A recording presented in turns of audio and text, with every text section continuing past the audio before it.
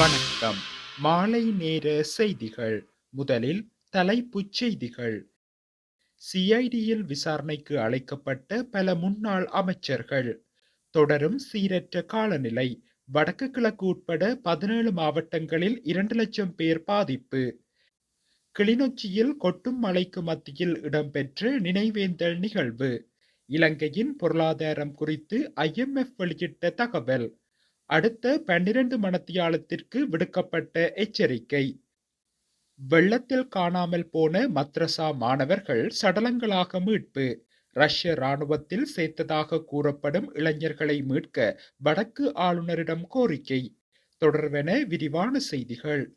தரமற்ற தடுப்பூசிகளை இறக்குமதி செய்த சம்பவம் தொடர்பில் கடந்த அரசாங்கத்தின் அமைச்சரவை அமைச்சர்கள் பலர் குற்றப்புலனாய்வு திணைக்களத்திற்கு இன்று முன்னிலையாகியுள்ளனர்.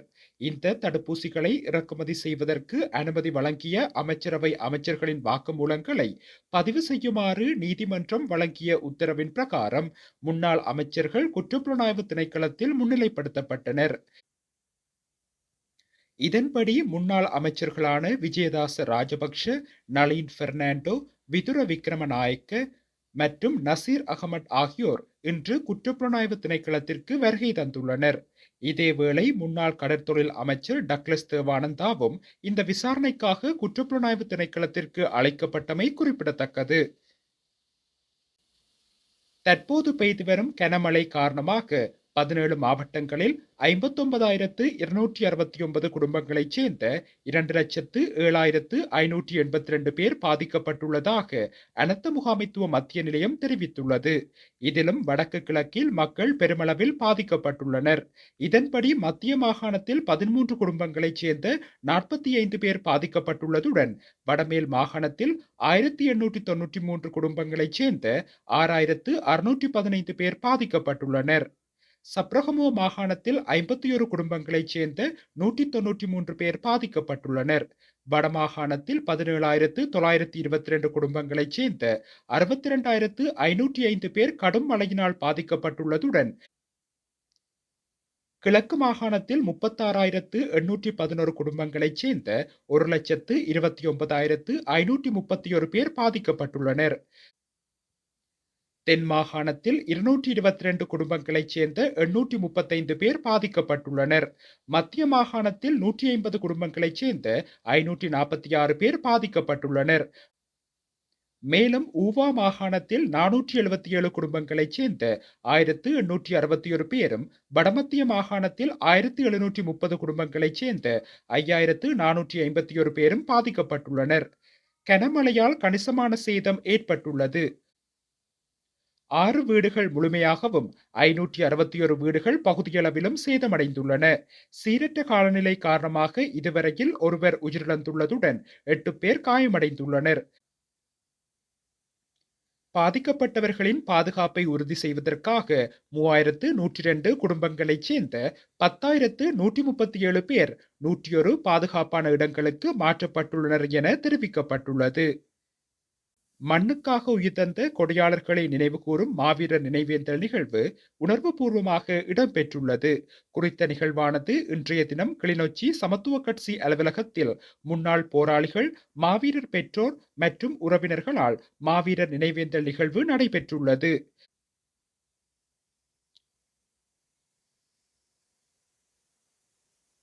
கட்சியின் மாவட்ட அமைப்பாளர் முன்னாள் போராளி வேங்கை தலைமையில் இடம்பெற்ற நிகழ்வில் பொதுச்சுடரினை மாவீரர்களின் கேப்டன் சிவரூபன், வீரவேங்கை சிவரூபன், வீரவேங்கை இளமயில் ஆகியோரின் தாயார் நடராசா சீலாவதி அவர்கள் பொதுச்சுடரினை ஏற்றி வைத்தார். ஏனைய ஈகை சுடர்கள் மாவீரர் 2ஆம் லெப்டினன்ட் பாபு அவர்களின் தந்தை ராமையா அவர்களும், கேப்டன் வண்ணன் அவர்களின் தந்தை விஜயசேகரம் அவர்களும் ஏற்றி வைத்தனர். இதனைத் தொடர்ந்து மலர் மாலையை முன்னாள் போராளிகளான வேந்தன் மற்றும் பாலன் ஆகியோர் அணிவித்தனர். தொடர்ந்து ஏனைய சுடர்களும் மலர் அஞ்சலியும் இடம்பெற்றிருந்தமை குறிப்பிடத்தக்கது. இலங்கை அதிகாரிகள் தங்களது சீர்திருத்த நிகழ்ச்சி நிரலில் நிலைத்து நின்று பொருளாதாரத்தை நிலையான வளர்ச்சி பாதையில் கொண்டு செல்வதற்கான உறுதிப்பாட்டை மீண்டும் உறுதிப்படுத்தியுள்ளதாக தகவல் வெளியாகியுள்ளது. இந்த விடயத்தினை சர்வதேச நாணய நிதியத்தின் முகாமைத்துவ பணிப்பாளர் கிறிஸ்டலினா ஜோர்ஜியாவோ தெரிவித்துள்ளார். இலங்கை தொடர்பில் அவர் விடுத்துள்ள அறிக்கையொன்றில் இந்த விடயம் குறிப்பிடப்பட்டுள்ளது. இது குறித்து அவர் மேலும் தெரிவிக்கையில், இலங்கை அதிகாரிகள் சர்வதேச நாணய நிதியத்தினால் ஆதரிக்கப்படும் பொருளாதார சீர்திருத்த திட்டத்தை செயற்படுத்தி வருகின்றனர். கடன் நிலைத்தன்மை மற்றும் வெளிப்புற நம்பகத்தன்மை என்பவற்றை மீட்டெடுப்பதை நோக்கமாக கொண்டு இந்த திட்டம் முன்னெடுக்கப்படுகின்றது.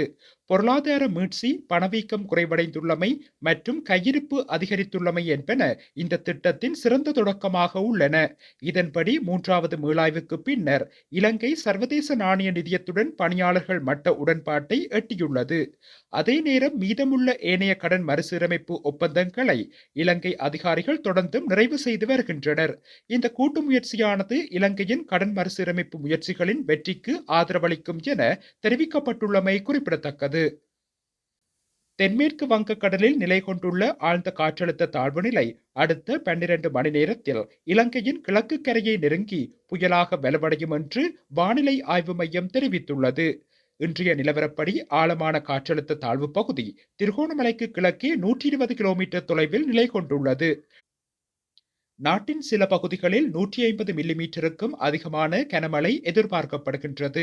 வடக்கு, வடமத்திய, மத்திய, மேல் மற்றும் வடமேல் மாகாணங்களிலும் திருகோணமலை மற்றும் கேகாலை மாவட்டங்களிலும் இடியுடன் கூடிய மழை பெய்யக்கூடும்.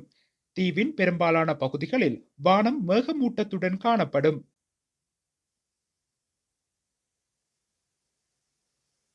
வடக்கு, வடமத்திய, கிழக்கு, வடமேற்கு மற்றும் மத்திய மாகாணங்களில் மிக அதிக மழை மற்றும் பலத்த காற்று வீசக்கூடும் என எதிர்பார்க்கப்படுகின்றது. தீவின் மற்ற பகுதிகளில் அவ்வப்போது மழை எதிர்பார்க்கப்படுகின்றது. சில இடங்களில் 75 மில்லிமீட்டருக்கும் அதிகமான கனமழை பெய்யக்கூடும். வடக்கு, வடமத்திய, மத்திய, மேற்கு, வடமேல், தெற்கு மற்றும் கிழக்கு மாகாணங்களில் அவ்வப்போது மணத்தியாலத்திற்கு 50 கிலோமீட்டர் வேகத்தில் பலத்த காற்று வீசக்கூடும். இடியுடன் கூடிய மழையின் போது தற்காலிகமாக பலத்த காற்று மற்றும் மின்னல் தாக்கங்களினால் ஏற்படக்கூடிய பாதிப்புகளை குறைத்துக் கொள்ள போதுமான முன்னெச்சரிக்கை நடவடிக்கைகளை எடுக்குமாறு பொதுமக்கள் அறிவுறுத்தப்படுகின்றார்கள். வெள்ள நீரில் அடித்துச் செல்லப்பட்ட மத்ரசா மாணவர்கள் தேடப்பட்டு வந்த நிலையில் தற்போது வரை 2 மாணவர்களின் சடலங்கள் மீட்கப்பட்டுள்ளதாக எமது செய்தியாளர் தெரிவித்துள்ளார். குறிப்பாக இத்தேடுதலில் மேலதிகமாக ராணுவம், விசேட அதிரடிப்படை பங்கேற்றுள்ளதுடன் வெள்ளத்தினால் அடித்து செல்லப்பட்ட உளவு இயந்திரமும் மீட்கப்பட்டுள்ளது. மீட்கப்பட்ட சடலங்கள் சம்மாந்துறை வைத்தியசாலைக்கு கொண்டு செல்லப்பட்டுள்ளன. அம்பாறை மாவட்டம் காரைதீவு போலீஸ் பிரிவிற்குட்பட்ட மாவடிப்பள்ளி சின்னப்பாலம் அருகே 11 பேர் பயணம் செய்த உளவு இயந்திரம் வெள்ள நீரில் அகப்பட்டு தடம் புரண்ட நிலையில் அதில் பயணம் செய்தவர்கள் வெள்ள நீரில் அள்ளுண்டு காணாமல் போயிருந்தமை குறிப்பிடத்தக்கது. வடக்கு மாகாணத்தைச் சேர்ந்த 5 இளைஞர்களை வெளிநாடுகளுக்கு அனுப்புவதாக கூறி ரஷ்ய ராணுவத்தில் சேர்த்ததாக கூறப்படுவது தொடர்பில் அவர்களது பெற்றோரால் தமது பிள்ளைகளை மீட்டுத் தருமாறு வடக்கு மாகாண ஆளுநர் நா. வேதநாயகத்திடம் கோரிக்கை முன்வைக்கப்பட்டுள்ளது. யாழ்ப்பாணம் கரவட்டி முள்ளியவளையைச் சேர்ந்த இளைஞர்களின் பெற்றோரே ஆளுநர் அலுவலகத்தில் நேற்று காலை ஆளுநரை நேரில் சந்தித்து இந்த கோரிக்கையை முன்வைத்துள்ளனர்.